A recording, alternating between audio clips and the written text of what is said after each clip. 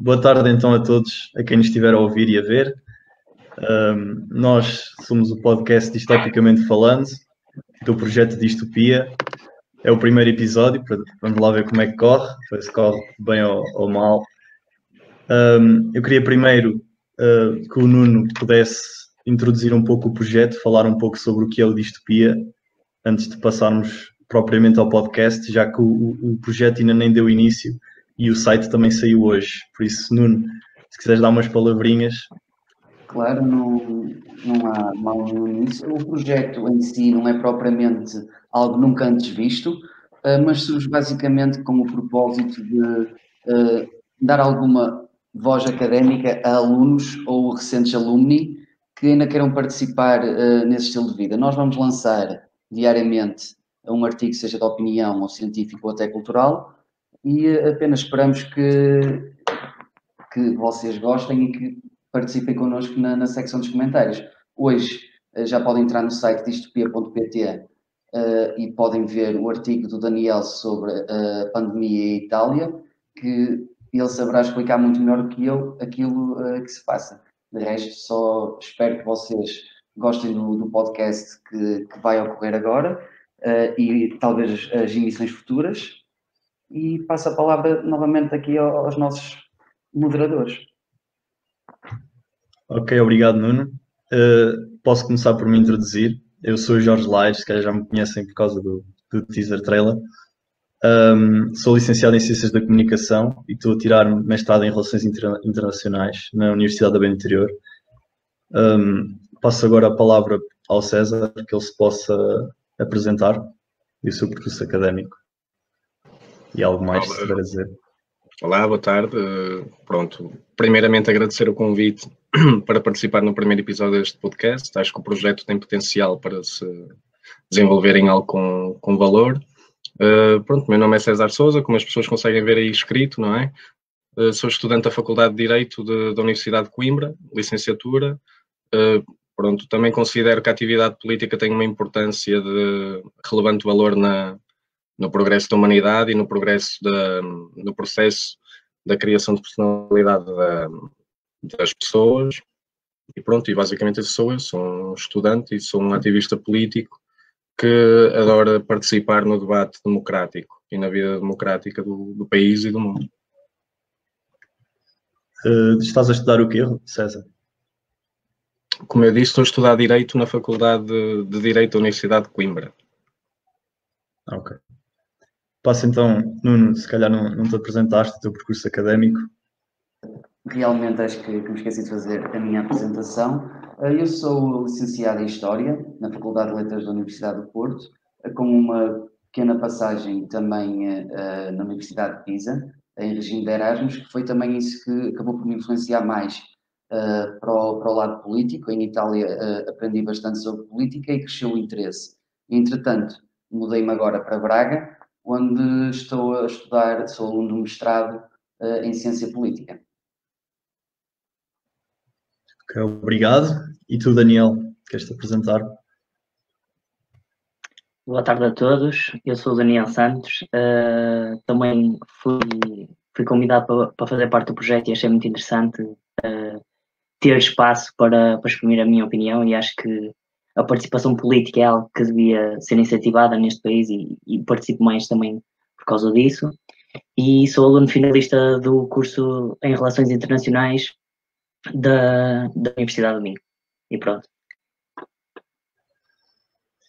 Passo agora então ao meu colega e amigo Rui Duarte, que será também moderador dos debates que se vão passar aqui neste podcast. Por isso, Rui, podes-te apresentar. Olá, boa tarde a todos lá em casa. Pronto, não há muito mais a acrescentar, o Jorge já fez as apresentações. Eu ia só destacar que hoje é o primeiro episódio deste podcast, que marca também o primeiro dia do Distopia, e como o Nuno já falou e apresentou, aconselho a todos que mantenham-se atentos às novidades no site, porque o projeto tem todo o potencial e acho que era uma lacuna que havia ainda no nosso país, um projeto deste nível. Eu sou o Rui Duarte, como o Jorge falou, partilho o mesmo percurso académico dele. Sou licenciado em Ciências da Comunicação na UBI e neste momento sou aluno de mestrado em Relações Internacionais na UBI e, como ele disse, eu e ele vamos ser os moderadores deste podcast, portanto vamos ser as fases que vão estar aqui todas as semanas a acompanhar a evolução deste projeto também. Exatamente, eu e o Rui nós vamos nos manter sempre, dado que somos os moderadores e organizadores do podcast, nós escolhemos os temas e escolhemos os convidados, por isso o Daniel e o Nuno e o César provavelmente não estarão no próximo episódio, sendo que estarão outras pessoas envolvidas no projeto ou convidados. Nós teremos alguns convidados em mente, pessoas que não estejam diretamente envolvidas no projeto, mas pessoas que estejam envolvidas na política ou que estejam interessadas em participar no podcast. Bem, sendo que hoje é o primeiro episódio, como já devem ter visto, hoje vamos falar sobre a democracia em tempos de Covid-19. É um tema bastante recente, estamos a viver um tempo que nunca ninguém tinha imaginado que íamos estar numa situação destas há meses atrás, não é? Estamos em quarentena, não podemos sair de casa e pode haver certas medidas que foram tomadas que podem ser vistas como entraves à democracia ou à liberdade do indivíduo. Pronto, sendo assim, eu passaria então ao primeiro tópico. Queria só mencionar que podem ir deixando comentários, quem estiver-nos a ver, porque os comentários, haverá uma secção no final do podcast em que nós, os moderadores e os podcasters, estarão disponíveis para vos responder essas perguntas. Podem ser perguntas ideológicas, perguntas sobre o tema em questão, por isso estejam à vontade, porque no final poderemos estar a responder essas perguntas. Então, introduzindo o tema, eu passava a perguntar-vos se devíamos olhar para as medidas de prevenção que foram tomadas pelo governo como medidas autoritárias ou que cessam a democracia ou a liberdade de cada um de nós. Nuno, o que é que tens a dizer sobre isto? É assim, medidas autoritárias, por vezes eu acho que elas não entram tanto no autoritarismo como acabamos por deixar crer, mas porque tu não podes retirar a deliberação e a intenção do movimento. Estas decisões tomadas pelo Governo e pelo Presidente da República, como o estado de emergência, são, claramente nós conseguimos perceber que são tomadas com uma extrema preocupação pela saúde pública. Contudo, estas medidas em si podem ser fatores que mais tarde podem levar a uma queda da democracia liberal como a conhecemos. Sabemos que para estas coisas são pequenos passos que levam a que grandes ações ocorram, como aconteceu na Alemanha nazi. Nós sabemos até das pessoas que conduziam os comboios que estavam em trauma no final da Segunda Guerra Mundial, porque eles iam obedecendo a ordens e algo que lhes parecia completamente normal. Entretanto, só quando olham para trás e veem tudo aquilo que fizeram nos pequenos passos é que se apercebem tudo aquilo em que se foram tornando. Para além disso, vemos também o caso das aplicações. As aplicações, preferencialmente, tem-se falado muito na geolocalização, com um estilo de guardar os dados de forma centralizada. Essa é a forma que ocorre na China e, por exemplo, em Portugal temos agora a aplicação covid19.pt. É uma aplicação facultativa e que os dados são retidos não por geolocalização, mas por Bluetooth e de uma forma descentralizada. O que acontece é que, em vez dos dados serem guardados numa cloud da instituição reguladora, ficam automaticamente no telemóvel. Contudo, tu nunca sabes completamente, eu pelo menos não sei que não sou especialista em telemóveis e em informática, não sabes quais os limites daquilo ficar para ser no telemóvel, como por exemplo tu tens casos que na altura com George W. Bush foi permitido a gravação de chamadas telefónicas e passado todos estes anos 70% das chamadas telefónicas estão ainda disponíveis.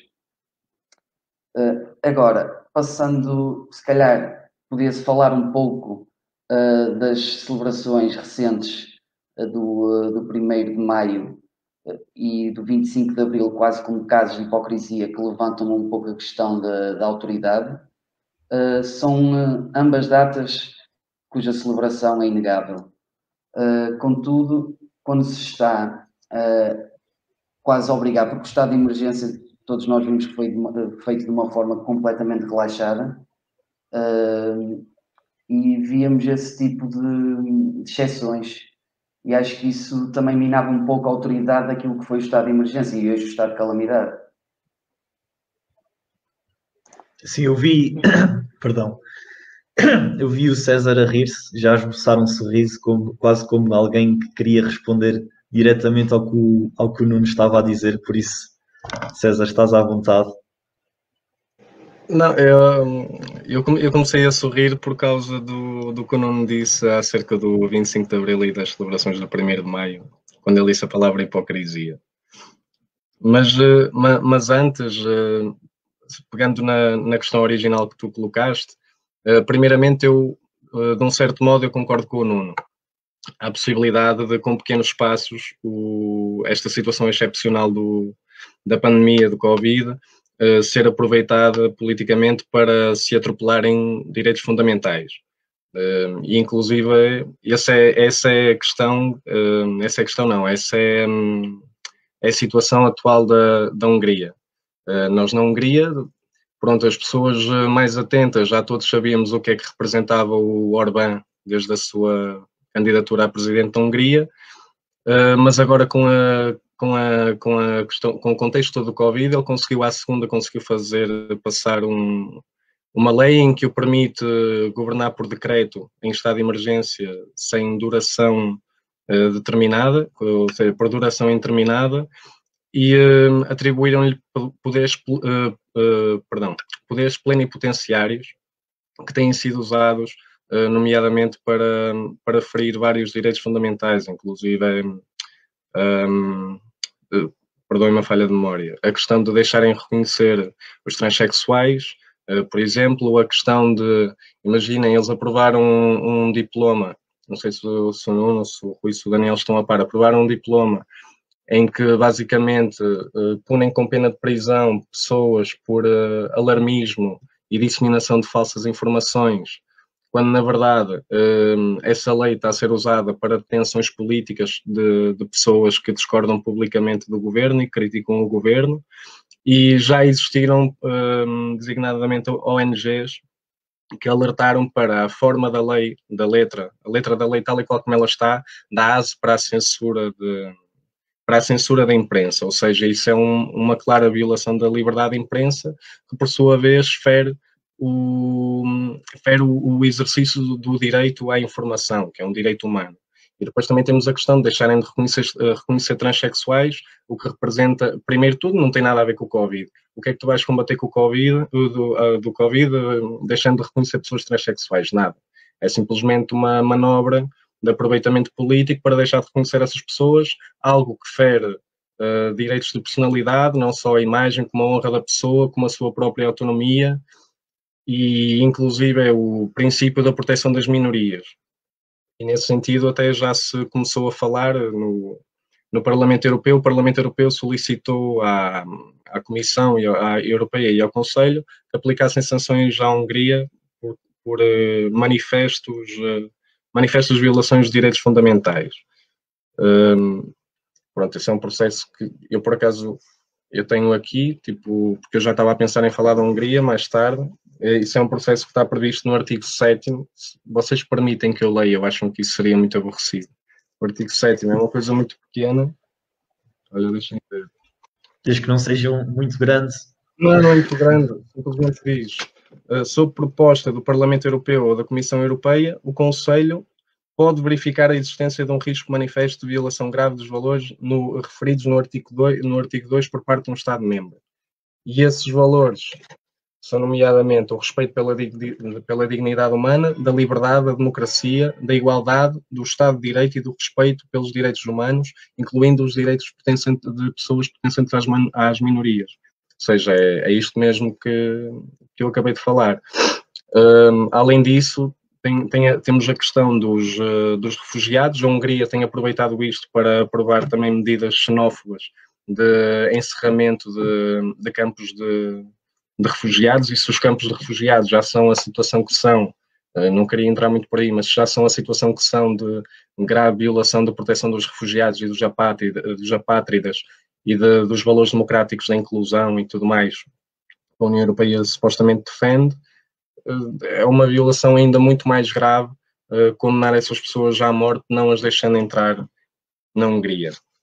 Agora, no caso específico de Portugal, eu não considero que estas medidas possam ser consideradas autoritárias ou possam ser consideradas como um aproveitamento político por parte do Governo, do Presidente da República, ou da Assembleia da República, que os deputados que aprovaram, para deixar cair a democracia e instaurar um regime autoritário. Basicamente, o que nós estamos aqui a falar é da restrição de direitos. E direitos de circulação, de reunião, de exercício de profissão, vários, até de correspondência, por assim dizer, porque eu posso querer transmitir uma informação a ti por via oral diretamente e não posso, porque não posso estar contigo, não é?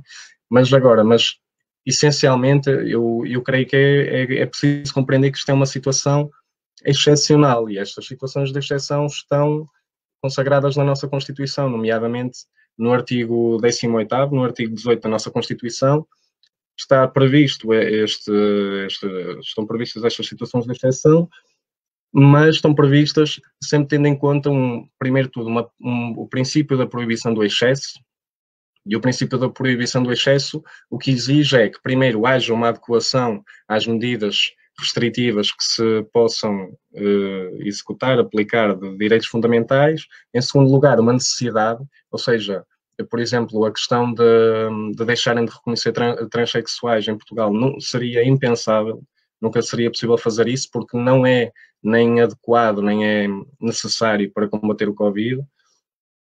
E depois a questão do princípio da proporcionalidade em sentido estrito. Basicamente o que diz é que não proíbe o legislador ou os poderes, os órgãos de soberania, de impingirem medidas demasiadamente coativas para além do necessário para resolver o problema. Ao mesmo tempo que há essa proibição do princípio, uma proibição do excesso, há também uma salvaguarda do núcleo essencial desses direitos fundamentais. O que é que eu quero dizer com isto? O Estado, não é? Em estado de exceção, pode restringir vários direitos fundamentais, entre os quais estes que eu nomeei, o direito de circulação e de reunião e tudo mais, mas sempre salvaguardando o núcleo essencial desses direitos para que esse estado de exceção não se reflita numa total extinção desses direitos e para que tudo possa correr de modo a voltarmos à democracia e plenamente, não é plenamente funcional, mas de modo normal que temos. E pronto, basicamente é isso que eu acho. Agora, só dizendo, quanto à questão da Hungria, eu acho que é importante, porque, por exemplo, quando a União Europeia fala de sanções... Deixa-me só referir, desculpa, tempo. O Eduardo Ribeiro argumentou que a Hungria e a Polónia atentam ao título de comunidade de valores que a União Europeia diz ser. Ele escreveu isto quando estavas a falar precisamente da Hungria. Portanto, se quiseres comentar este comentário. Atentam ao título de comunidade de valores. Exato, e eu considero que sim. No caso da Polónia, o caso a questão de deixarem livremente, o Estado nem quer saber que tu tenhas grupos de cidadãos que espanquem refugiados e tudo mais, porque eles efetivamente não querem refugiados lá, e a Hungria é também o que nós estamos a ver. Só que, lá está, eu acho que é importante que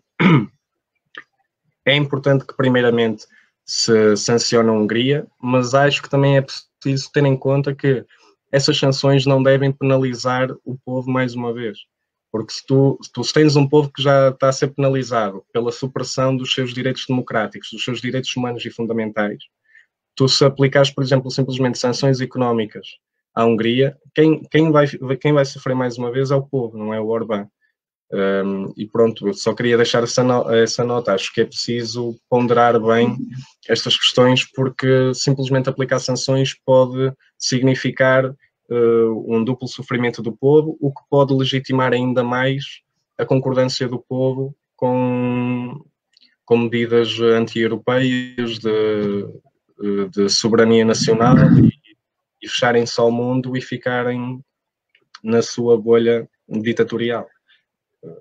Exatamente, sendo que muitos discursos e muitas retóricas têm utilizado este tempo que vivemos e o Covid-19 e a quarentena e a pandemia no geral como uma desculpa, entre aspas, para alimentar as suas retóricas e medidas que podem ser vistas como autoritárias. E falaste muito bem.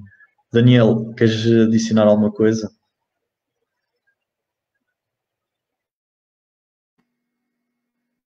Ora bem, eu gostava só de notar uma coisa primeiro. Acho que os três, ou possivelmente os cinco, são unânimes que estes estados de crise, momentos de crise, tendem a propiciar uma certa evolução nos sistemas políticos. A própria crise em si cria condições para que surjam movimentos, quer sejam eles populistas, quer sejam eles de extremas, que se tentam aproveitar da situação para se promoverem ou para promoverem alterações, quer sejam elas subtis, quer sejam às vezes mais profundas. Só recuperar aqui a temática do César, eu acho que sim, eu acho que a União Europeia já devia ter começado a agir, mas já devia ter começado a agir. E aqui o devia é de salientar. Porquê? Porque a União Europeia neste momento está ainda mais enfraquecida do que o que estava. E eu não acho que será com grande facilidade que se vão aprovar sanções, sejam elas económicas, políticas, sejam elas de que tipo forem, quando a própria União Europeia já está fragmentada e erodida, o espírito europeu já está erodido ao fim de crises económicas globais, ao fim de crises que criaram siglas como os PIGS e coisas assim. Eu acho que dificilmente a Europa vai conseguir criar um núcleo fora desses Estados que seja forte o suficiente para levar à frente essas sanções. Agora, voltando e recuperando um pouco o ponto do Nuno que eu achei bastante interessante, que foi o ponto das aplicações. Tu falaste em duas temáticas, a georreferenciação e o contact tracing, através do Bluetooth. E isso, lá está, leva-nos àquilo que é o mais assustador que pode acontecer numa democracia, que é a utilização da mesma e os agentes políticos pegarem em ferramentas que a mesma possui para a minarem e a subverterem. É assim, eu fui com grande felicidade e de ânimo leve que vi que a maior parte das medidas foram instruídas sempre com um caráter de pedagogia. Por exemplo, tu não mandavas parar as pessoas e após o primeiro questionário elas eram logo atuadas ou eram logo punidas. Não, havia uma componente pedagógica, havia uma informação e havia um tentar criar um ponto de contacto e explicar que realmente na rua não se pode estar a fazer aquilo, não se pode sair da localidade e por aí.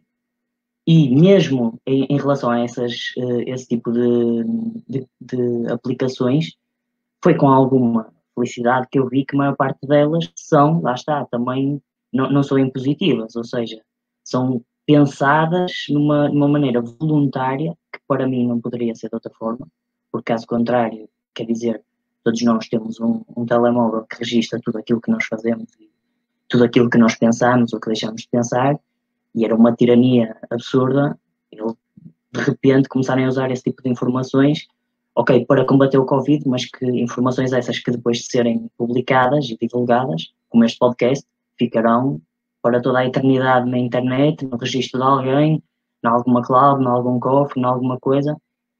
Neste momento, aquilo que é publicado é para todo sempre.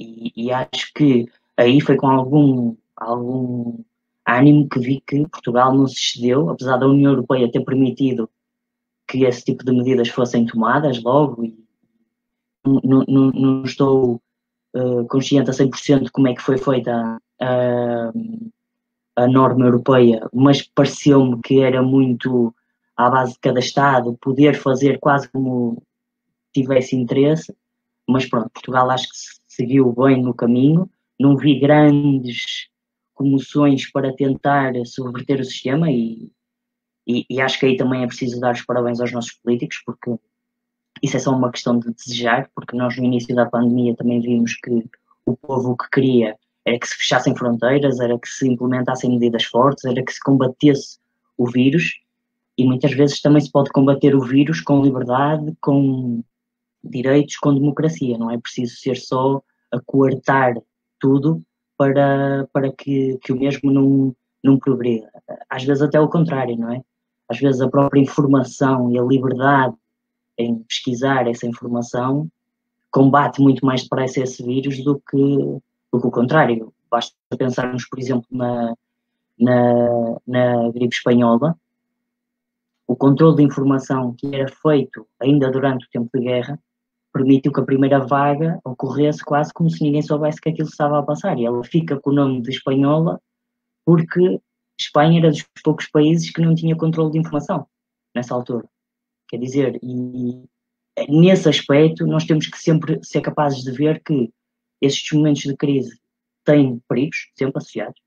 Temos que ser capazes de os reconhecer, críticos o suficiente para olhar para as coisas e sermos cidadãos participantes. Ou seja, não podemos olhar para um governo que começa a fletir o seu músculo autoritário, que todos os governos têm capacidade autoritária, não é? Seja mais ou menos limitada, mas temos que perceber até que ponto essa autoridade que tem espaço e é necessária e até que ponto ela tem que começar a ser removida e temos que nos manifestar como cidadãos e garantir os nossos direitos.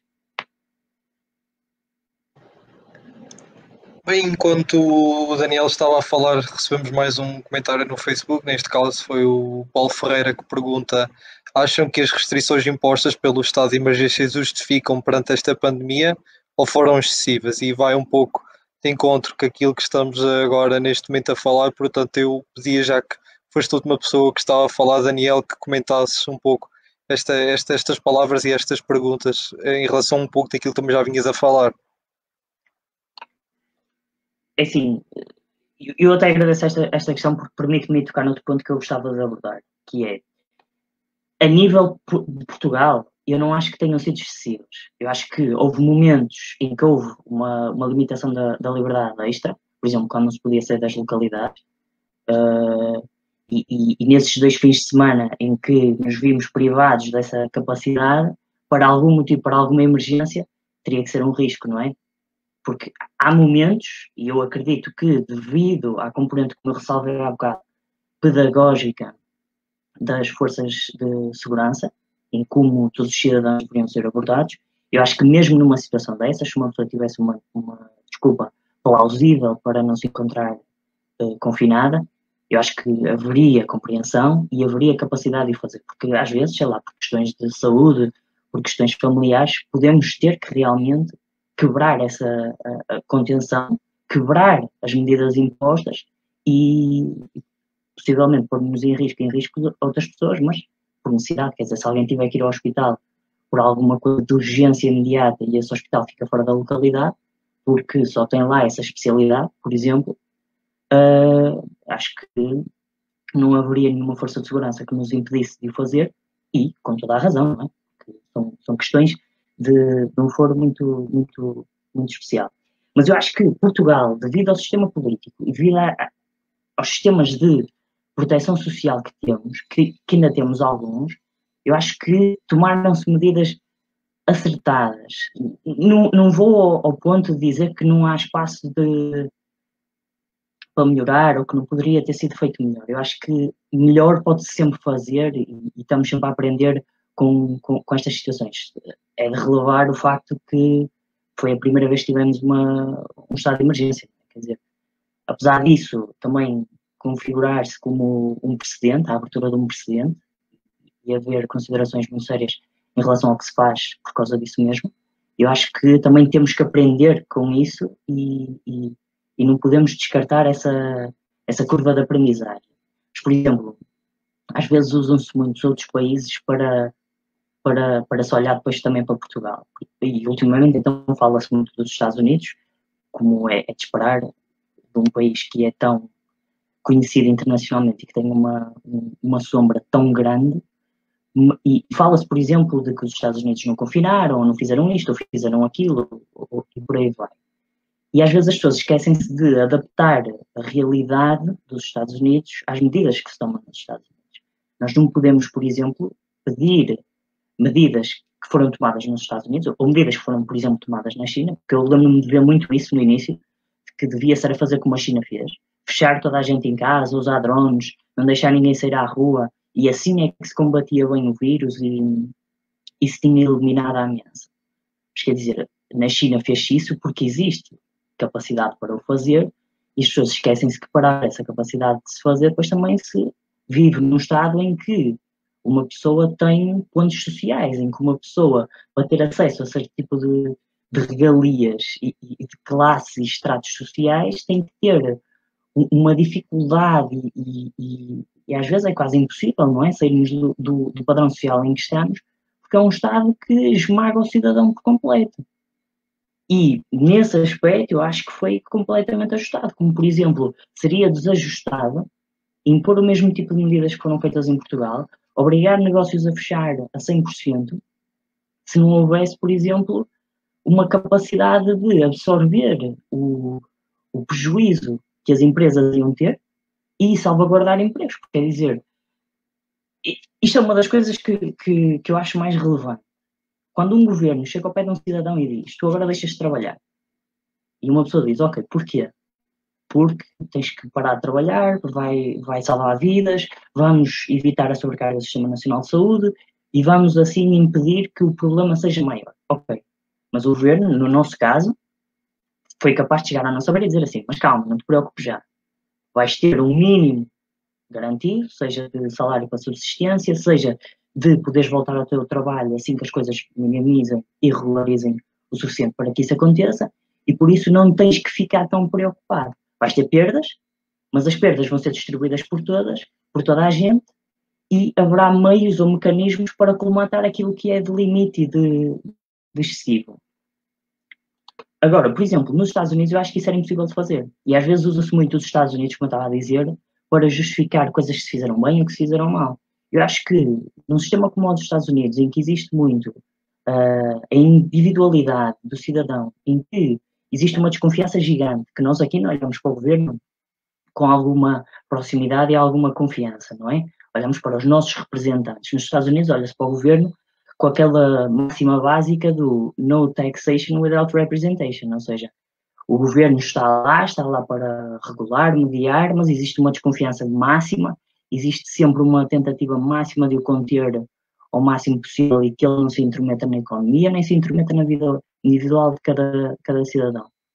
E aplicar medidas que foram aplicadas aqui, que eu acho que foram bem aplicadas, lá, por exemplo, era ruinoso, não é?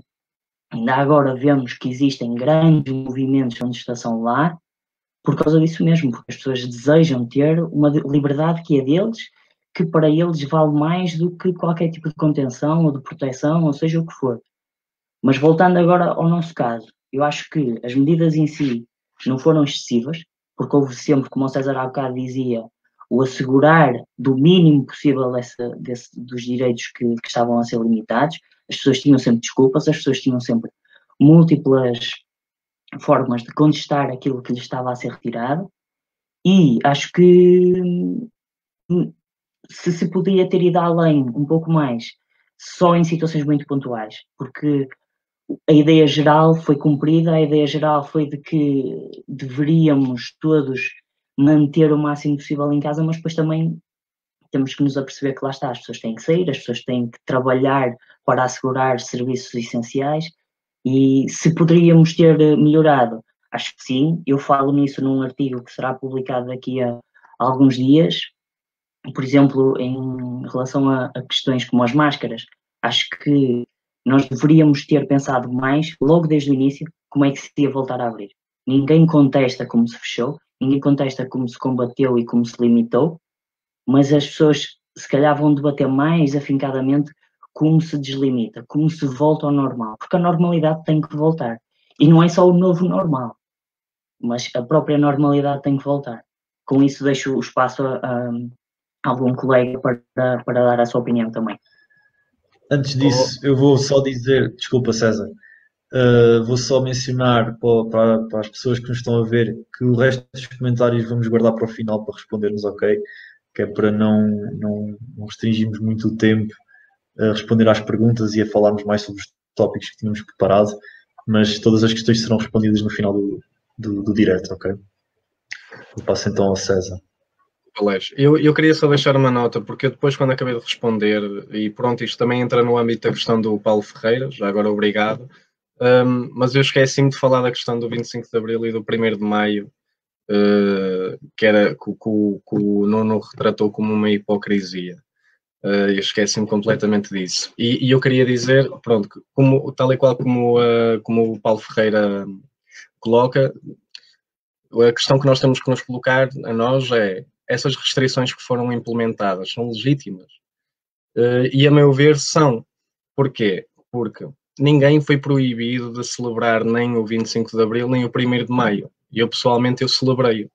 Agora, aquilo que foi imposto foi uma restrição nessa celebração.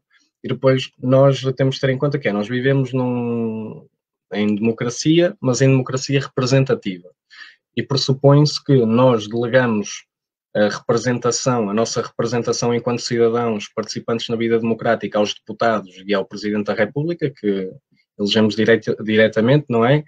E ao mesmo tempo, enquanto trabalhadores, claro, por definição os trabalhadores sindicalizados, mas também não aqueles que são sindicalizados, delegam a sua representação, a sua representatividade nos delegados e nos dirigentes sindicais. E o que aconteceu nas comemorações de 25 de Abril, basicamente foi as pessoas, pronto, não podemos ir para a rua, podemos festejar em casa, iremos celebrar no Parlamento, através dos legítimos representantes dos cidadãos, mas com as restrições necessárias, consoante o contexto em que estamos atualmente.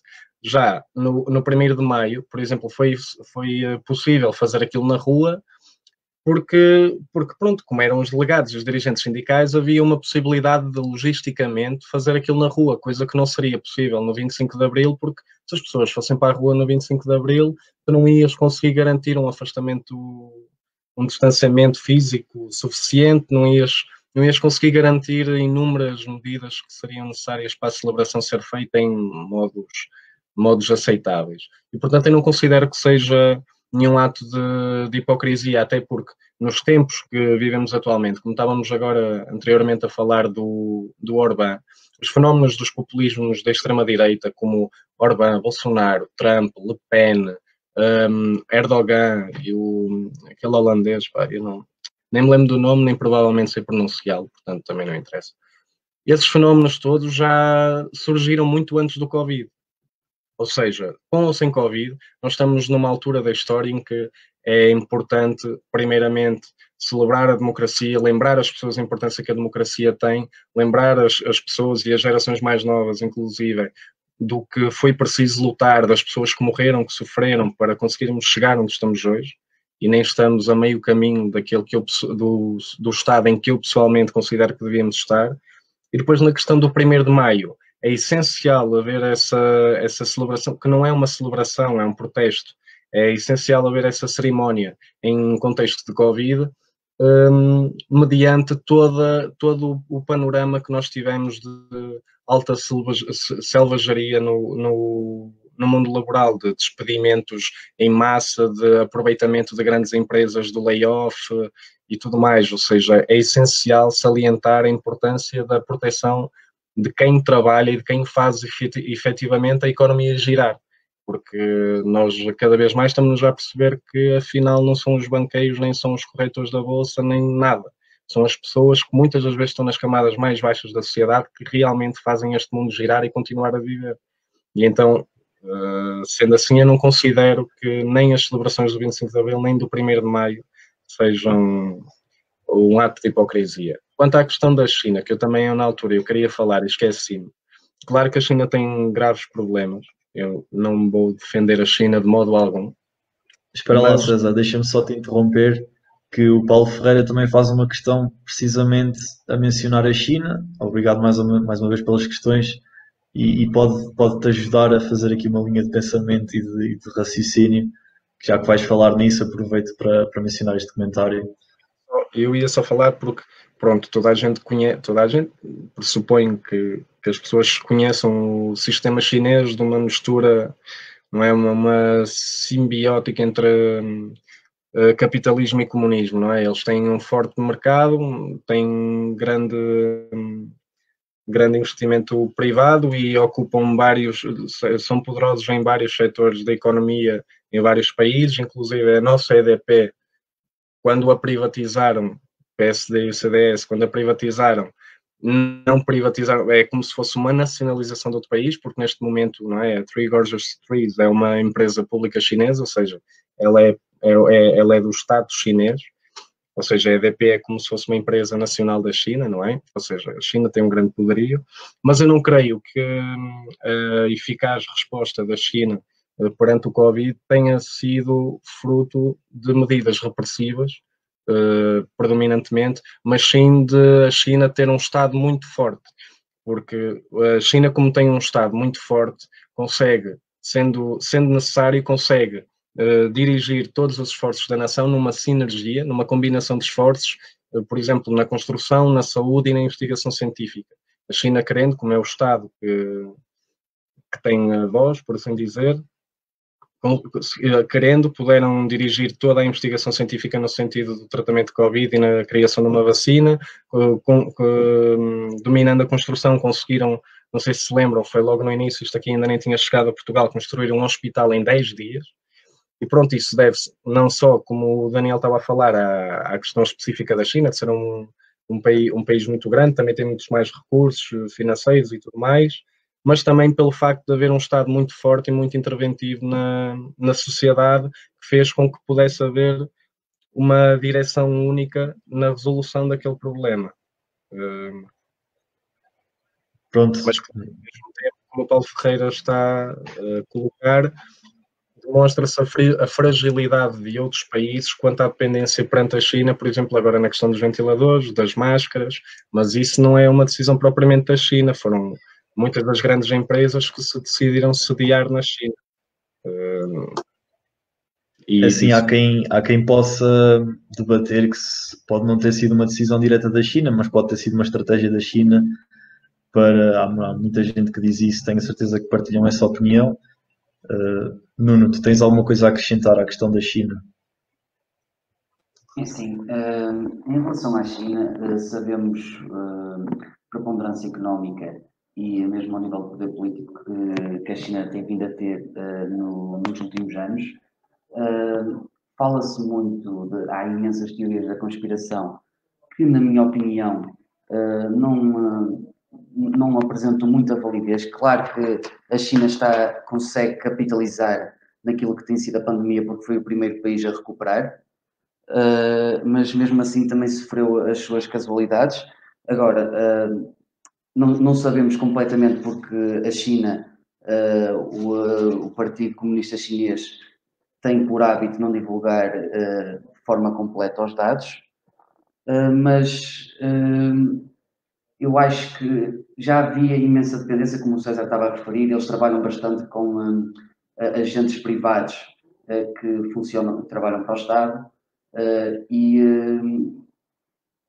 já há uma dependência há muito tempo. Por exemplo, a China aproveita as suas fraquezas para fazer uma exploração no resto do mundo. Temos, por exemplo, no Brasil, a China tem uma falta de colheitas enorme, tem terras áridas e imensos rios, como o rio Yellow, que estão extremamente poluídos e que correm pela maior parte da China, alguns mesmo secos. Então eles foram para o Brasil e num acordo que supostamente seria para a contratação de mão de obra brasileira, entrou só mão de obra chinesa que tinha ordens de consumir o mínimo possível de produto brasileiro.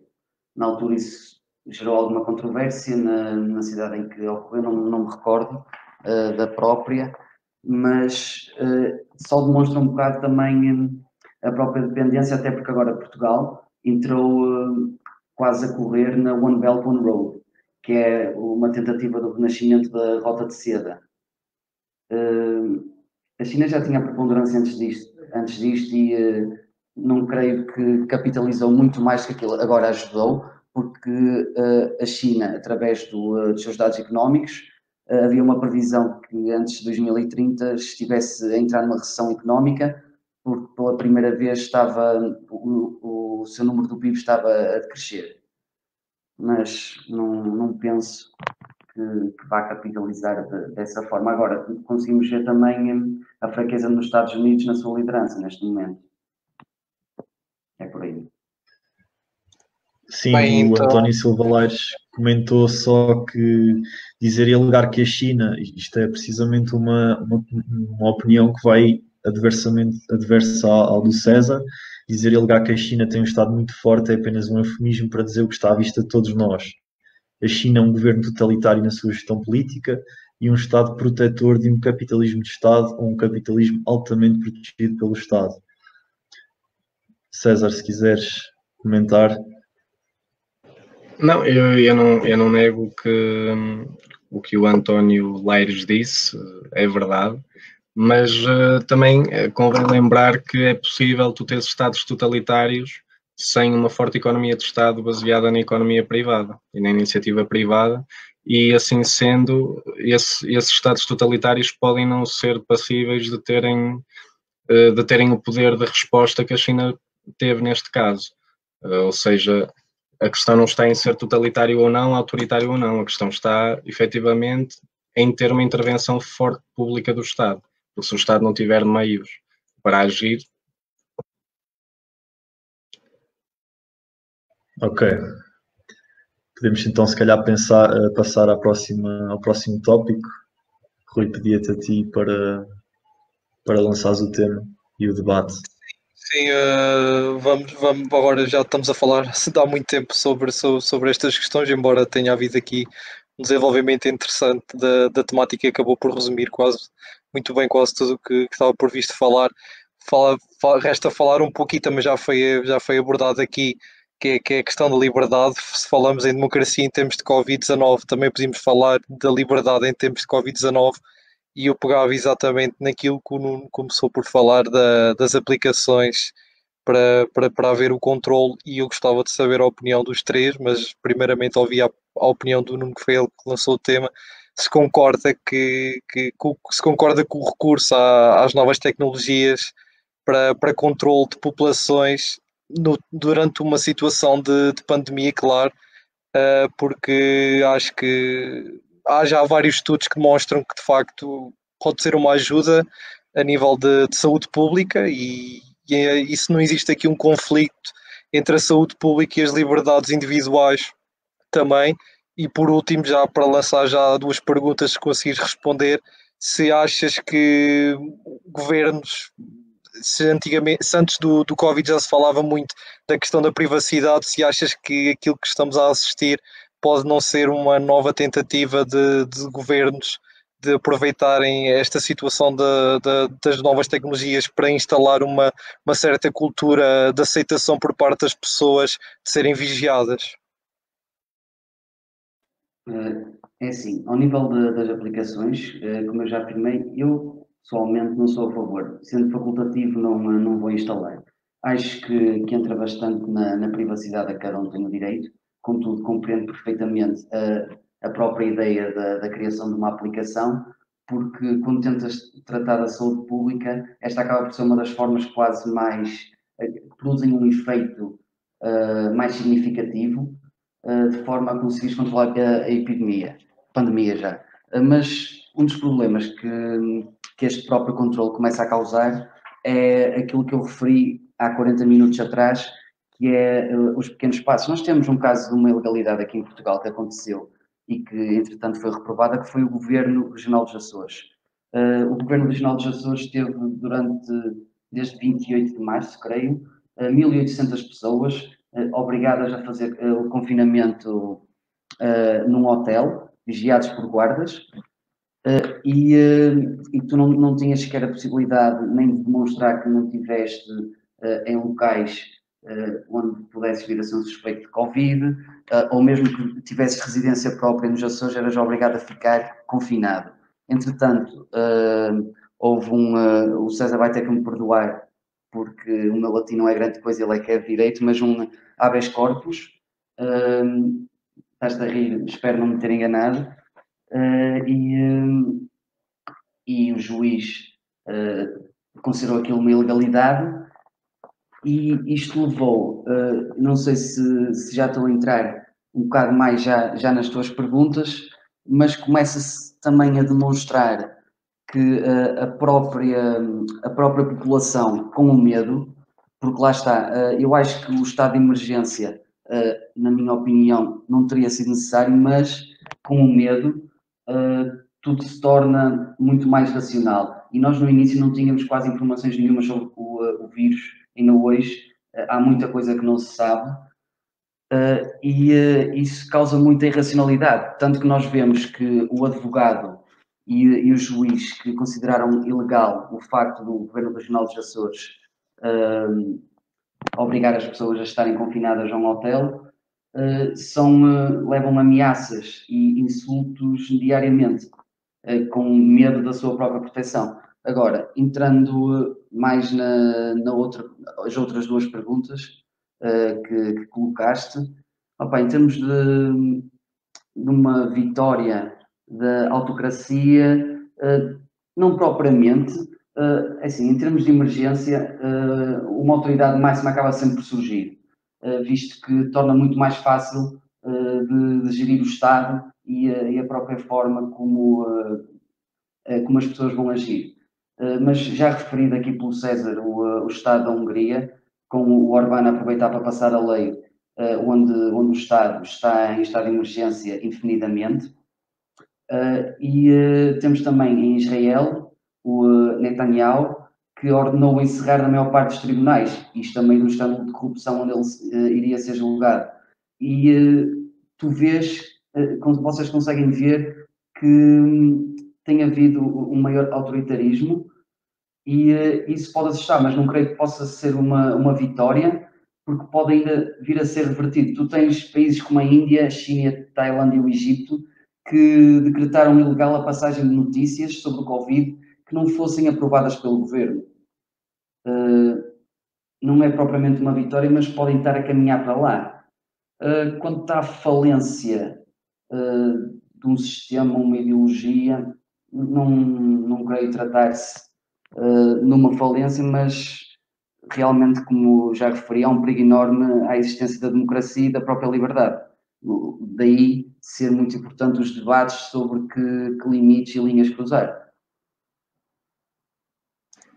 Não sei, César, queres dizer alguma coisa em relação a isto das novas tecnologias e à falência de algum sistema político? Bem, quanto à questão das aplicações, claro, há aí primeiramente o valor da privacidade e a questão da proteção de dados que se coloca, mas lá está, isso também era uma questão que já se colocava antes da questão do Covid, nomeadamente no caso de dados relativos à saúde do indivíduo. E eu não tenho propriamente uma opinião, eu consigo mais colocar o problema em vários aspectos, porque há muita doutrina sobre isso e é toda muito dissonante, porque a questão tu tens a questão da privacidade, claro que a privacidade deve ser protegida, mas, por exemplo, para um tratamento efetivo de várias doenças, imaginemos até para ver não é um recorde, um arquivo, por assim dizer, de vários dados da pessoa, ou mesmo até da família, da ascendência da pessoa e tudo mais, é bom que haja um armazenamento de dados para que se consiga diagnosticar e resolver problemas de saúde mais facilmente. Agora, a questão principal que eu creio que é mais importante é como é que esses dados serão geridos, como é que esse armazenamento de dados será gerido e como é que esses dados serão protegidos, armazenados de forma a não ferirmos a privacidade e a proteção de dados, vários direitos da personalidade do indivíduo. E a questão é, nós o que temos neste momento, no contexto atual, é, através do Google, do Facebook, através de várias plataformas, o que nós temos é um armazenamento de dados por parte de várias entidades privadas, que muitas das vezes até têm mais poder nos países do que efetivamente o poder político de muitos países, que são as multinacionais. E por outro lado, temos a questão da saúde privada, não é? Se houver um armazenamento de dados, uma proteção de dados de um utente de uma clínica privada, de um hospital privado, o armazenamento e a gerência desses dados vai ser feito por esses privados. A questão que eu coloco é, lá está, nós podemos ter os nossos dados a serem protegidos, armazenados e geridos por entidades privadas que depois efetivamente, não, eventualmente até podem vendê-los para ganhar dinheiro, e isso pode ter repercussões até na sabotagem da democracia, e um caso que nós temos demonstrativo disso é o caso da Cambridge Analytica e a questão do Facebook ter vendido dados de milhares ou milhões de usuários à Cambridge Analytica para dirigirem as suas campanhas políticas de melhor forma, ou podemos ter esses dados protegidos pelo Estado. E claro que depois aí também há sempre o perigo de um Estado totalitário e autoritário que possa usar esses dados depois contra o próprio cidadão, ou até numa questão de fazer propaganda direcionada para, agora com a questão toda dos algoritmos e tudo mais, fazerem propaganda direcionada para manterem e subsistirem no poder político, num poder político até que possa ser autocrático. Mas agora a questão, o que eu acho é, se esses dados forem armazenados por privados, tu não consegues ter controle nenhum sobre eles, não sabes o que é que lhes acontece, não sabes se são vendidos, se não são vendidos, nem sabes efetivamente quem é que os tem.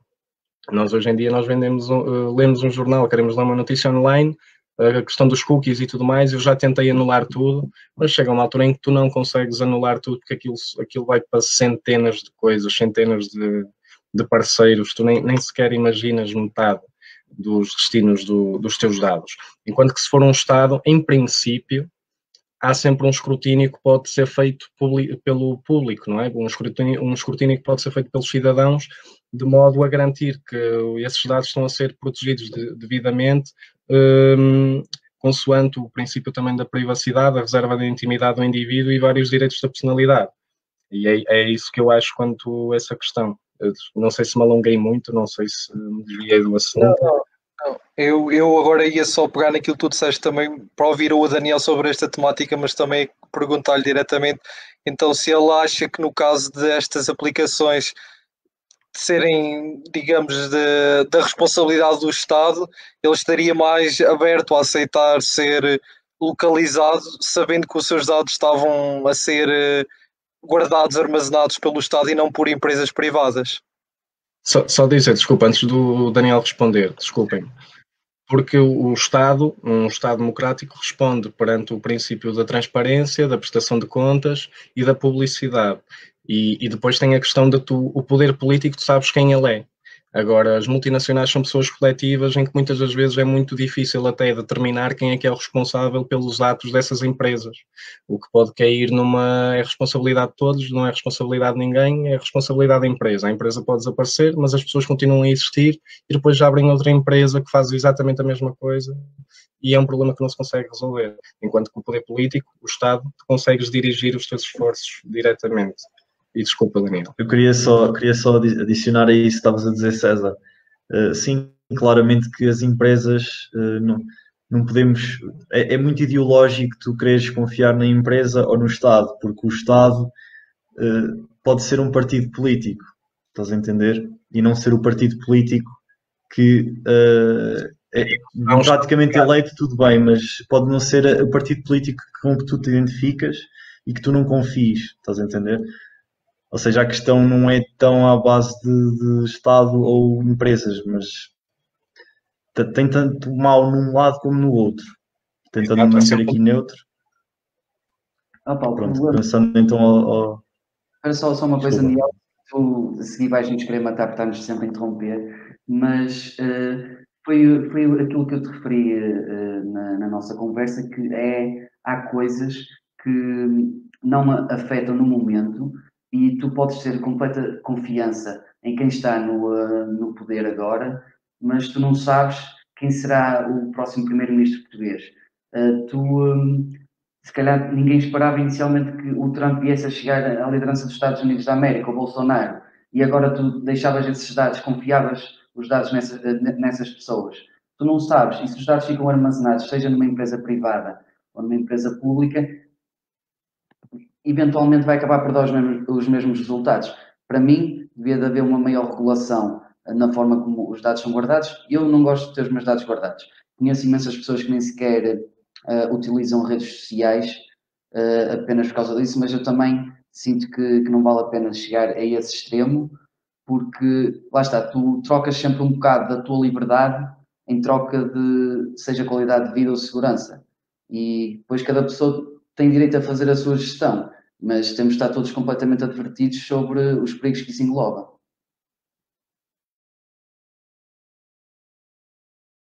Se calhar passávamos então. Bem, chegou a minha vez, vou tentar. É isso, eu vou tentar fazer aqui uma pequena síntese, tocando um pouco em tudo aquilo que falaram. Eu vou deixar os dados só para mais daqui a bocadinho, porque já falei um pouco sobre eles e vou tentar ser bastante sucinto. Se não estava em erro, ainda falámos também sobre a falência do sistema. É assim, eu acho que esta crise é acentuada pelo sistema liberal. Eu acho que é impossível e é uma condição humana nós levarmos sempre aquilo que é bom ao limite e ao extremo.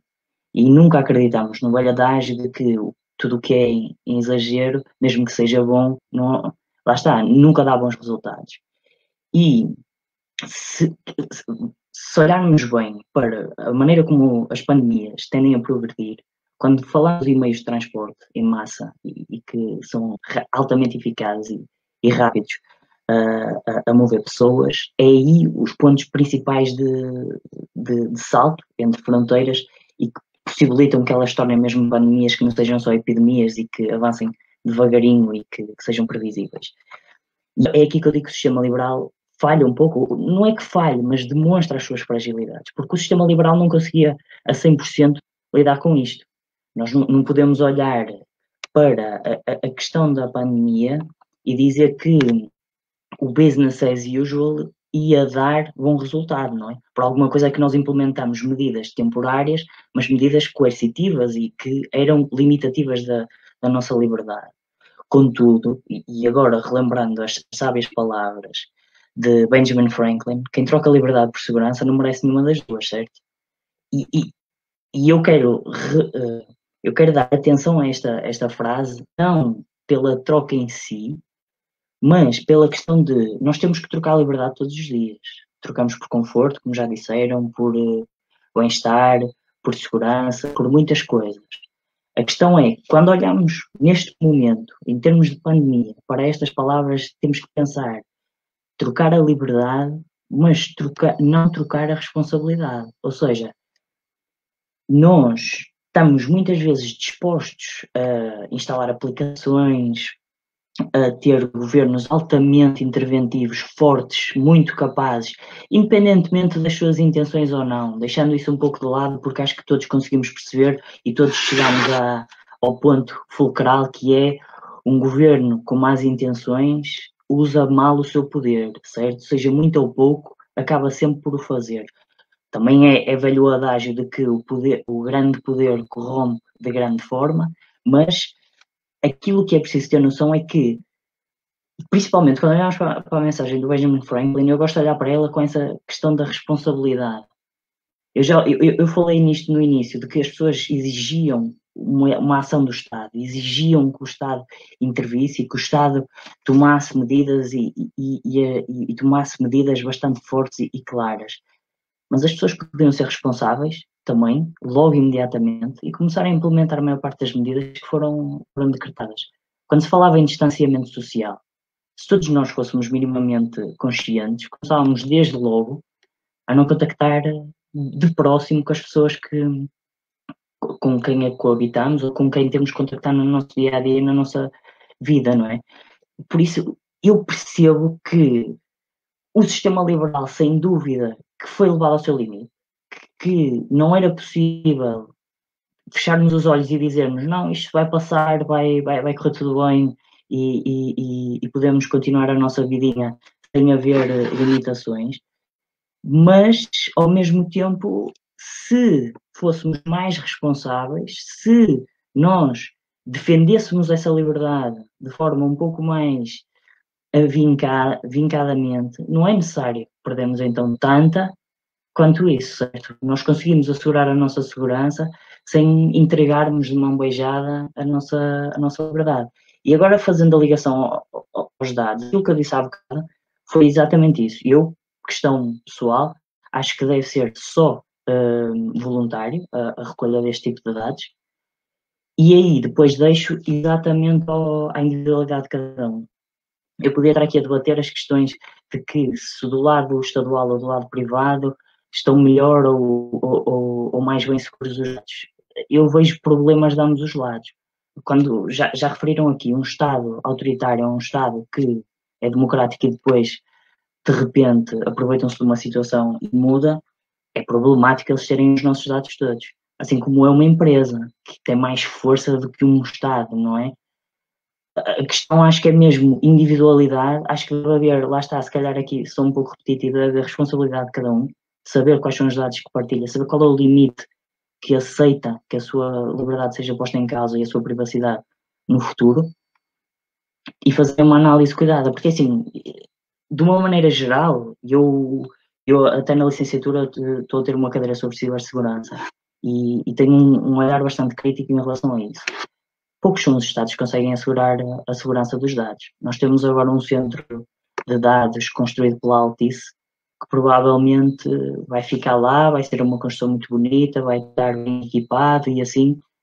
O governo português não tem meios financeiros para ter equipas de especialistas de topo a nível mundial ou até a nível nacional para proteger os dados que vai recolher. E então esses dados vão cair exatamente nas mãos de privados que estejam à procura deles ou que estejam, se calhar aqui não vão pagar por eles, mas vão obtê-los de formas menos lícitas, não é? Basta pensarmos no caso que dominava a atualidade antes do Covid, que era a questão do Rui Pinto, que fez um ataque que não foi assim tão engenhoso quanto isso, teve engenho na maneira como ele conseguiu infiltrar, mas sabemos agora que os níveis de cibersegurança que eram praticados na empresa de advogados a quem ele roubou os dados eram muito baixos e que ele foi através disso, encontrou o elo mais fraco da corrente e conseguiu obtê-los. Por isso, é um ponto negativo para o Estado, é um ponto positivo para os privados, porque o Google consegue protegê-los de uma maneira que mais nenhuma empresa se calhar consegue proteger, mas se calhar só se tiver interesse em protegê-los, não é? Eu consigo ver as fissuras de ambos os lados da barricada e se calhar por as conseguir ver e desconfiar de ambos os lados é que eu digo que a individualidade e a responsabilidade de cada um é que deve ditar aquilo que estão dispostos a partilhar. Todos nós os 5 estamos aqui uma atitude muito consciente a falar do público que pode ser muito pequenino, mas que pode ser gigante, mas que basta carregar no record, gravar tudo aquilo que nós estamos a dizer e esperar só pela palavra certa, fazer as colagens e as montagens direitinhas. Se tiver um software à mão que seja capaz de fazer os deepfakes, então melhor ainda e temos um problema em mãos. Mas aqui não estamos a tentar exigir ao Facebook que proteja os nossos dados, não estamos também a olhar para o Estado português a dizer atenção, nós somos cidadãos portugueses, têm que nos proteger de qualquer tipo de difamação ou calúnia que venha de fora ou mesmo internamente, que o podemos fazer, que existem entidades judiciais para isso mesmo, mas a nível inicial, aquilo que nós decidimos pessoalmente, pelo menos foi a minha decisão, foi que estes dados eu estou a partilhá-los, seja com o privado, seja com o público, qualquer um vai ter acesso. Hoje em dia é muito fácil, mas eu quero relevar esse ponto e chamar muita atenção às pessoas porque os ouvintes que nos estão a ouvir, é uma das questões que muitas vezes passa ao lado. Criam-se pequenas aplicações, criam-se pequenas coisas, é para ajudar o Covid, é para ajudar isto, é para ajudar aquilo e as pessoas rapidamente acedem, entram e depois perdem de vista que estão a dar quase um green light, uma carta branca para fazerem o que quiserem com eles. Concordo que o Estado tem que ter uma presença, tem que estar envolvido, tem que ter em mão o problema em si e estar bem atento, mas ao mesmo tempo acho que é muito difícil excluirmos o ato privado, porque muitas vezes, se calhar, para assegurar a segurança desses dados, vamos precisar dele, mesmo que eles estejam do lado estadual. E é isso, já me estive demasiado com o tempo. Tu até acabaste por tocar num ponto que seria o próximo tema, e até o Nuno já tinha tocado um pouco sobre isso, que é o facto de muitas pessoas estarem a pegar na pandemia e a atribuir uma falência do neoliberalismo, não é? De um desapego, de não poder ser possível haver um desapego do Estado à governabilidade de um país. E eu queria só que o César comentasse esta questão, que é se acreditas que existe uma falência de algum sistema político ou de uma ideologia política em relação à pandemia. Bem, eu lembro-me do não ter referido isso. Eu depois era para pegar nisso, mas estendi-me muito sobre a proteção de dados e esqueci-me. Mas só deixar uma nota quanto ao que o Daniel disse. É verdade que supostamente todos os dados que nós que são armazenados por entidades privadas de várias ordens, supostamente esse armazenamento há uma cedência dos dados por parte do indivíduo, mas na verdade essa cedência não é verdadeiramente voluntária, porque muitas das vezes tu és obrigado a escolher entre ou poder aceder àquele serviço ou não, imagina, ou cedes os teus dados ou não podes aceder àquele serviço, ou seja, e é o caso, por exemplo, quando eu quero ler uma notícia, eu não quero que tu fiques com os meus dados, eu só quero ler a notícia. Claro que posso comprar a edição em papel, é verdade, mas pronto, também na questão do Facebook, muitas outras questões, muitos sites que nós visitamos, e tu, na verdade, tu não tens uma liberdade de escolha, porque tu queres usar o serviço e para usá-lo tens que ceder esses dados, os teus dados, e muitas vezes nem sabes ao certo quais é que são.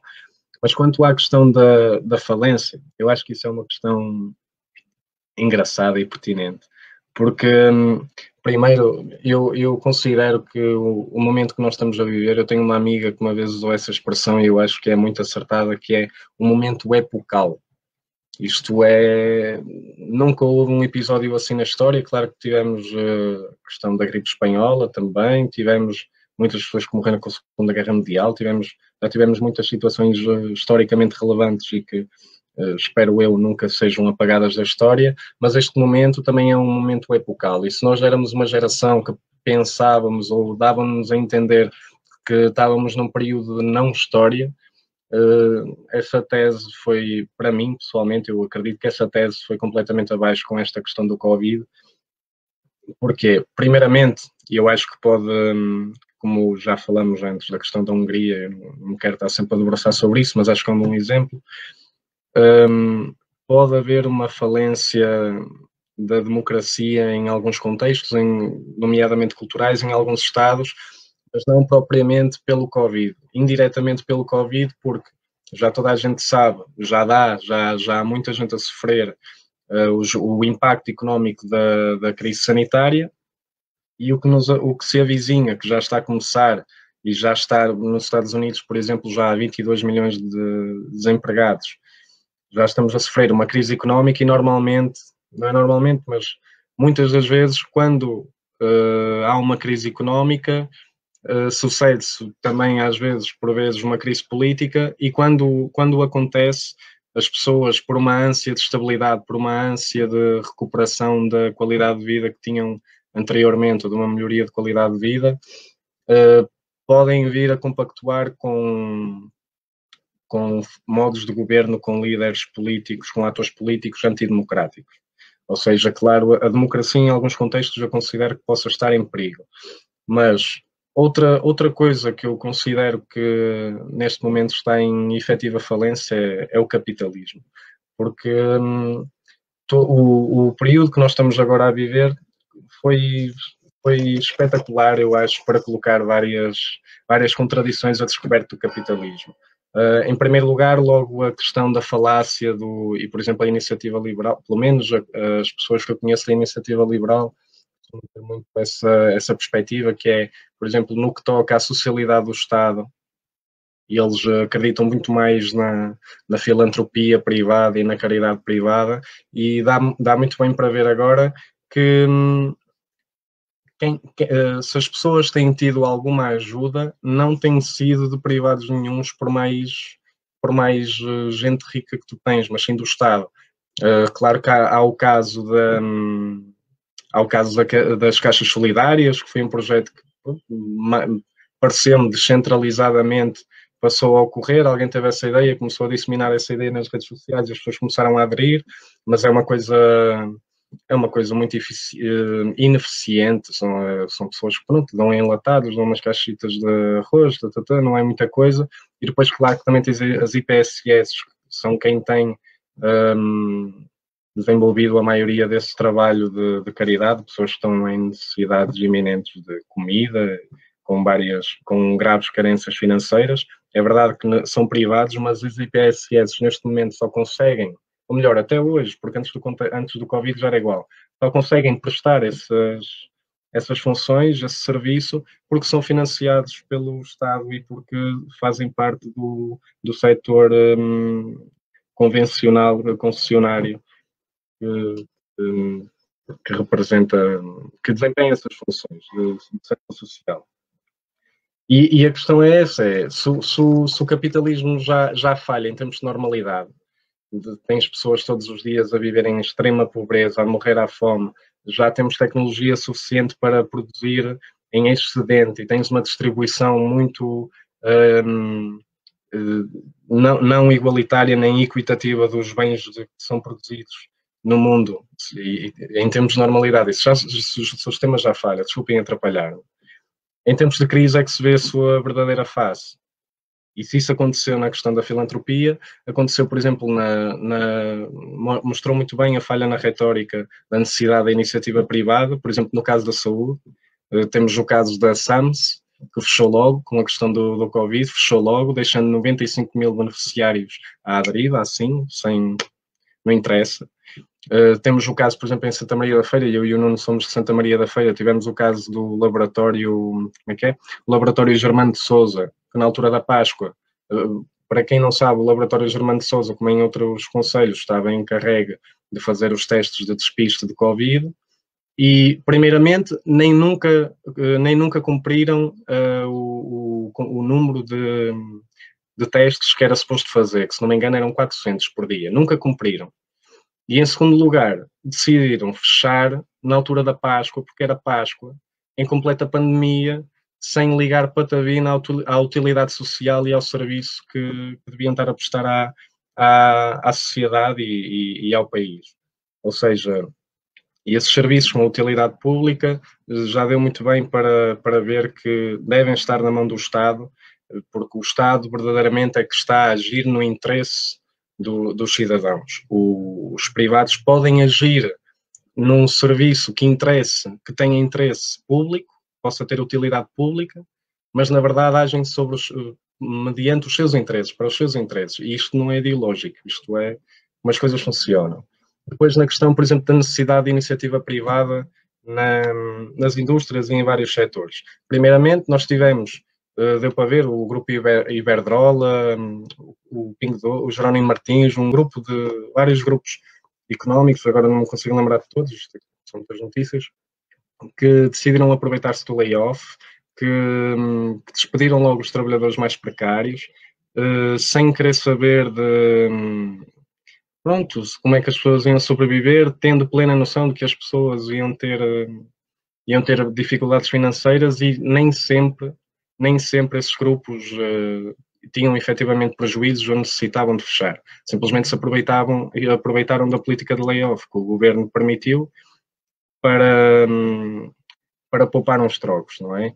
E depois, só ao mesmo tempo eu considero que demonstra uma falta de consciência, de bom senso cívico e solidário num tempo de crise sanitária que nunca houve antes, porque depois as empresas, aderindo ao layoff, ficaram isentas de TSU, que é a taxa social única que reverte para a Segurança Social, ao mesmo tempo que sabiam que 70% dos 66% que depois iam ser pagos ao trabalhador, iam ser pagos pela Segurança Social.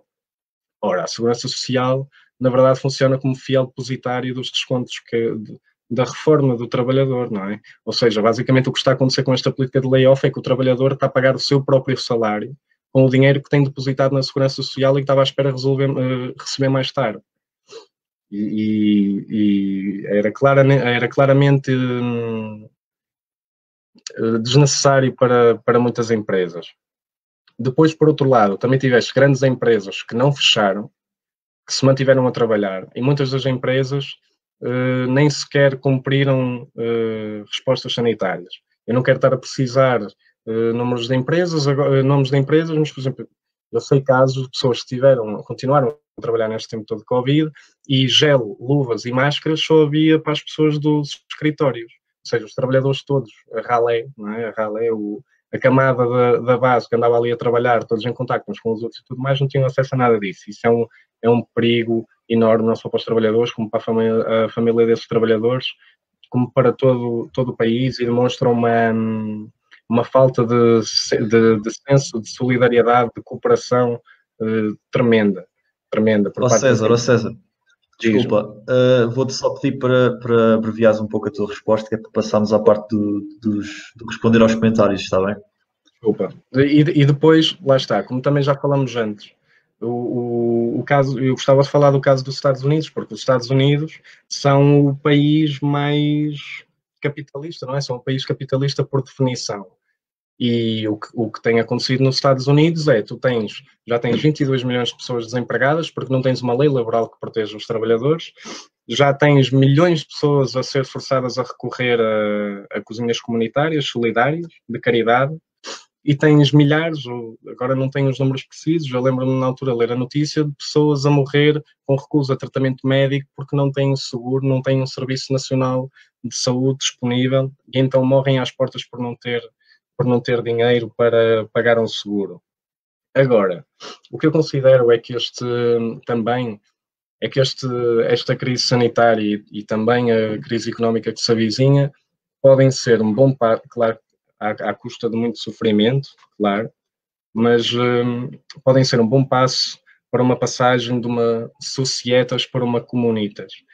Nós até agora temos vivido em sociedades em que as pessoas aceitam a sua congregação num Estado que está mais ou menos terceirizado, mas está ali longe, e nós somos o indivíduo agindo individualmente, mas podemos estar a passar para uma comunitas, um Estado mais comunitário, em que as pessoas compreendem que é preciso haver um espírito de solidariedade, de cooperação, de entreajuda. E mais do que isso, que é necessário haver um modelo económico que sirva às pessoas e não o capital, não o número, não os mercados. Porque o que interessa, na verdade, não são os mercados, são as pessoas. Quando as pessoas começam a morrer, e isso foi uma questão que foi um binómio, dois pesos numa balança que sempre se colocou durante este tempo todo, que foi pessoas ou economia. Pessoas ou economia. Claro que as pessoas vão preferir as pessoas. Só vão preferir a economia na medida em que a economia possa prejudicar o valor, a preservação do valor da vida humana, que era o caso da fome, não é? Se as pessoas não trabalham e não tiverem dinheiro, não podem comer. Mas isso é no modelo económico que nós estamos hoje, não significa que o modelo económico que sirva às pessoas tenha que ser necessariamente este e que a economia e a sociedade tenham que operar dessa forma. Deu muito bem para ver que, pronto, é preciso apostar na saúde pública, e para apostar devidamente na saúde pública é preciso um Serviço Nacional de Saúde Público. Deu bem para ver que, mais do que se calhar banqueiros, corretores da bolsa e agentes imobiliários, interessam muito mais agentes culturais, como as pessoas que ficaram a tocar música pelas janelas e de um modo meio que terapêutico, amenizando, dirimindo o sofrimento de todas as pessoas que estavam nesta situação de medo, de incerteza, de ansiedade e de confinamento, não é? E, por exemplo, o humor, o caso do Bruno Nogueira, como é que se chamava o programa? corpo dormente, como o bicho mexe, não era assim? Não sei. Pronto. Sim. Para ver que há muitas outras coisas que valem muito mais do que muitas outras coisas e agentes que valem muito mais para o mundo girar, para o mundo funcionar, para preservarmos a vida, do que propriamente aqueles agentes a quem nós temos dado esse valor. Já não são os banqueiros, como eu disse, já não são os banqueiros, os corretores, nem os agentes imobiliários, são os apanhadores do lixo, são as pessoas que limpam as ruas, são os médicos, são os professores, são os repositores de stocks nos supermercados, são todas essas pessoas que estão na base que fazem com que o mundo funcione. E, portanto, eu acho que... A tua posição acho que está bastante explícita. Eu queria dizer que, pronto, como eu estava a dizer isto, eu considero que é um momento epocal e tanto pode haver um enorme retrocesso e cairmos em ditaduras em nome da segurança e da estabilidade, como também pode haver efetivamente um verdadeiro progresso na sociedade e passarmos para um novo estado de vivência. Agora, tudo depende se as pessoas vão manter essa noção que têm ganho agora ou se quando tudo começar a melhorar as pessoas perdem essa noção e tudo isto, todos estes atos de apoio aos médicos e aos enfermeiros e tudo mais foram meras tendências, como tivemos várias tendências até agora, e que as pessoas seguem e depois se esquecem.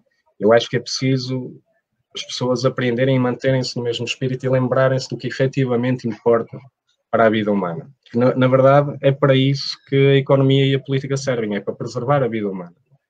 E pronto. E essa é a minha opinião. Bem, obrigado, César. Acho que ficou bem explícito.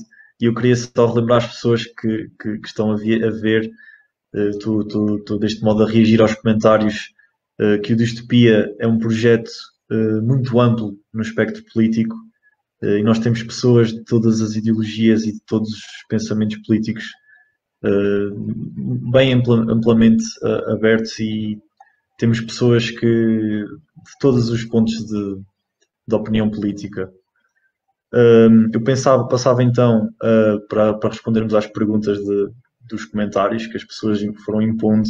Eu estive a dar uma revista enquanto estivemos a debater e fui escolhendo a dedo. Obviamente não vamos poder responder a todas as perguntas por causa do tempo e também pelo facto de que muitas delas já foram abordadas de certa forma quando fomos pegando nos temas. Eu começava por pegar aqui na pergunta do Justo Valentino. Parece-me que um dos grandes dilemas da história nos últimos tempos tem sido a conciliação entre liberdade e segurança. Quanto mais liberdade, menos segurança, e quanto mais segurança, menos liberdade. O Justo pergunta se é possível uma fórmula que combine simultaneamente as duas, e eu perguntava ao Daniel o que ele tem a dizer sobre isto. É assim, como eu disse há bocado, eu acho que, primeiro, eu acho que é difícil dissociá-las. Eu acho que é difícil encontrar uma fórmula que consiga não torná-las mutuamente exclusivas, mas torná-las quase dependentes uma da outra. Acho difícil. Acho difícil uma situação em que, tirando aquele caso específico em que eu disse que, por exemplo, maior liberdade de imprensa poderia traduzir-se em maior segurança, em termos de saúde pública, e há momentos em que sim. Mas também temos que, lá está, ter um olhar bem atento e crítico para identificar os casos em que realmente existe a troca de uma pela outra. E quando falamos dessa troca é preciso ter muita atenção, principalmente aos tempos em que se vivem. Porque assim, nós não podemos esquecer-nos de que há momentos na história em que um pouco de troca de liberdade por segurança pode não ser tão detrimental como outros momentos. Para tentar concluir a ideia de uma forma que seja bastante explícita. O momento em que vivemos neste preciso momento é um momento em que trocar liberdade por segurança é uma equação muito, muito, muito, muito difícil de se fazer. Por aquilo que já todos acabamos por tocar em vários momentos. há certos tipos de decisões nestes precisos momentos que abrem precedentes que depois podem se perpetuar ao longo de muito tempo. Quer sejam decisões que já vêm de trás e que depois são e o momento é instrumentalizado para as consolidar definitivamente, quer sejam decisões ou medidas que surjam, ou movimentos que surjam no momento em si. Agora, eu acho que, lá está, apelando mais uma vez ao estilo crítico, apelando mais uma vez, lá está, à responsabilização do indivíduo, é perceber que não há Estado sem indivíduos, sem dúvida. E dessa perspectiva, sem ser inocente ao dizê-lo, porque tantas revoluções já mataram tantos cidadãos para que o Estado voltasse a ser aquilo que eles queriam, não é? E é por isso que temos que ser responsáveis quando fazemos as decisões, porque mais tarde estamos a hipotecar a vida de muitas pessoas para voltar àquilo que é normal, por isso não podemos simplesmente tomar decisões de ânimo leve.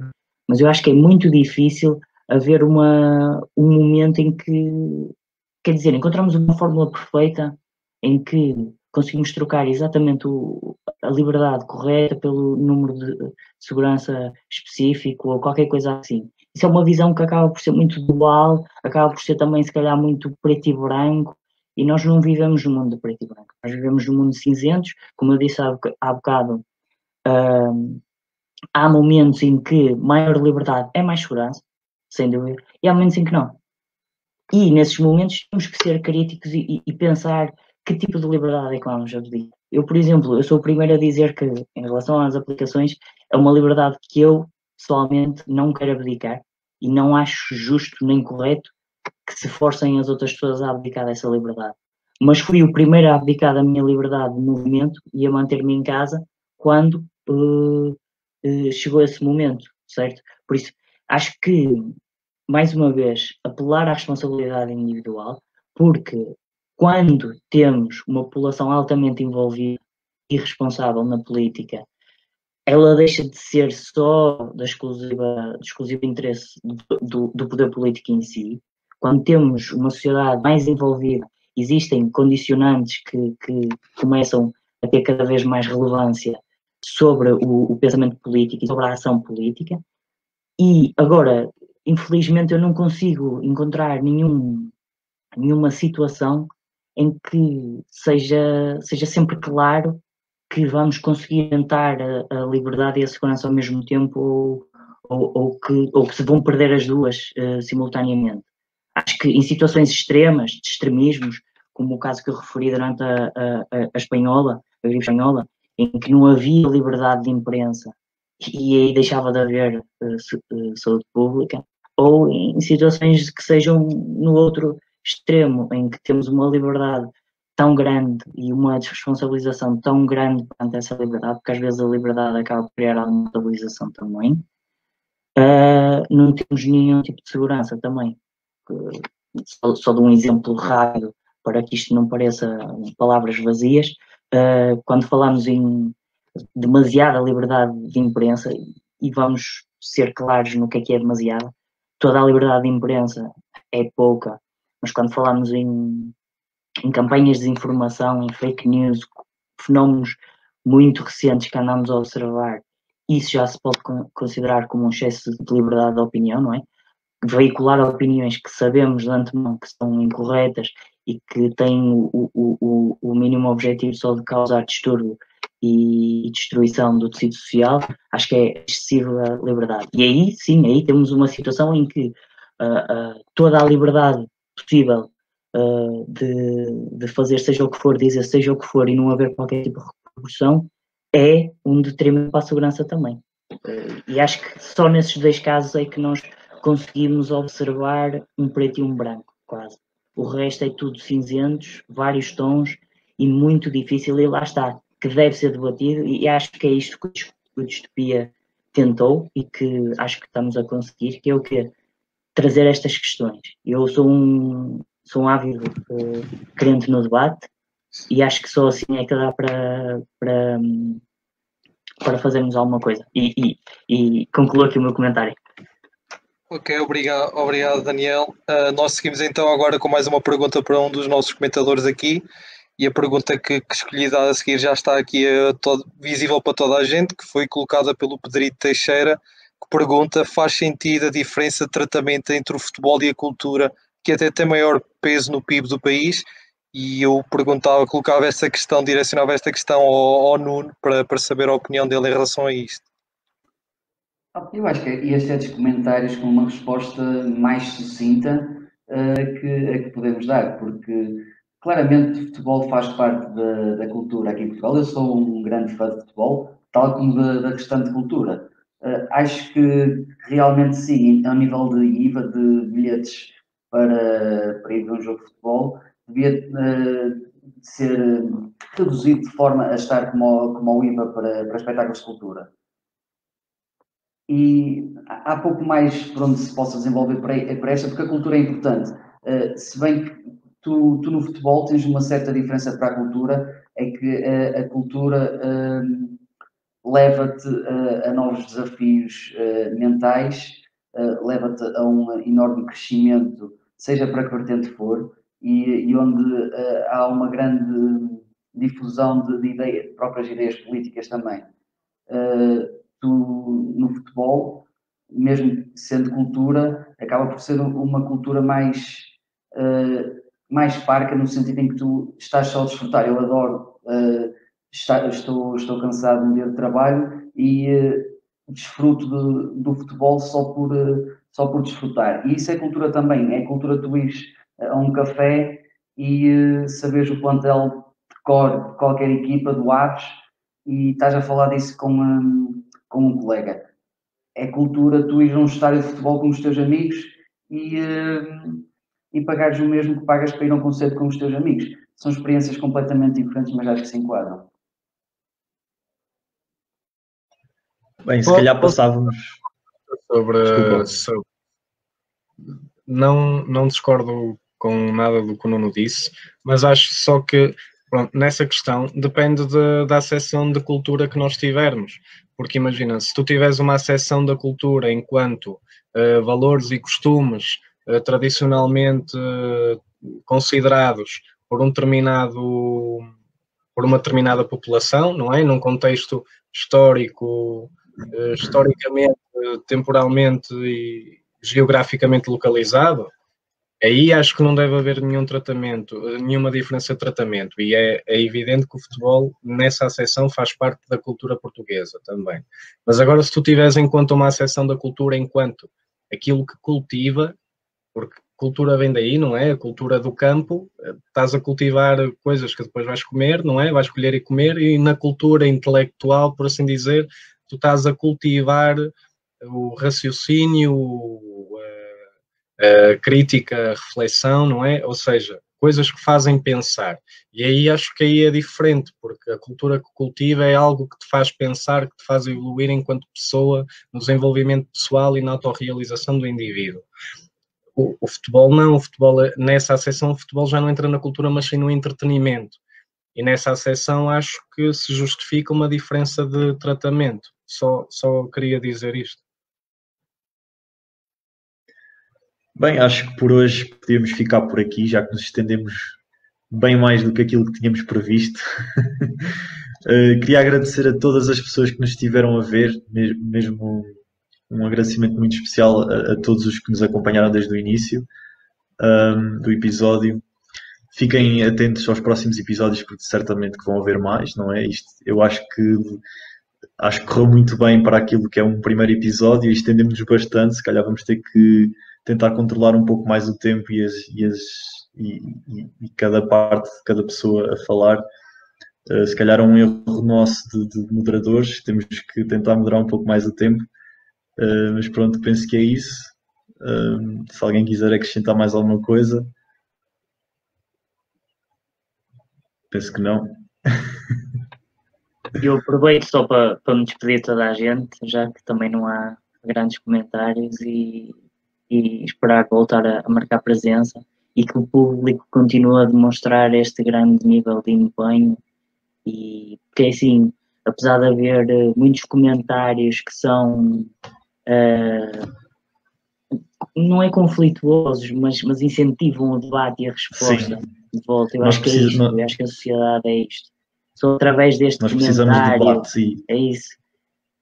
Só através deste tipo de exposição é que nós conseguimos depois coabitar. Se estivermos fechados, isolados em bolhas e só ouvirmos aquilo que os nossos amigos ou que a nossa identidade nos permite ouvir, quer dizer, isso é detrimental para todos nós. Eu acho que este espírito que se demonstrou aqui, comentários fortes, mas que nunca se cederam, e respostas também aos mesmos, acho que é isso que torna a sociedade mais forte e que nos torna melhores enquanto pessoas. E era só isso, ser mais uma vez ao convite e convidar toda a gente a assistir os próximos episódios. Não diria melhor, Daniel, não diria melhor. É preciso um debate e é preciso haver uma interação com as pessoas e é isso que promove, enfim, a democracia e a liberdade, não é?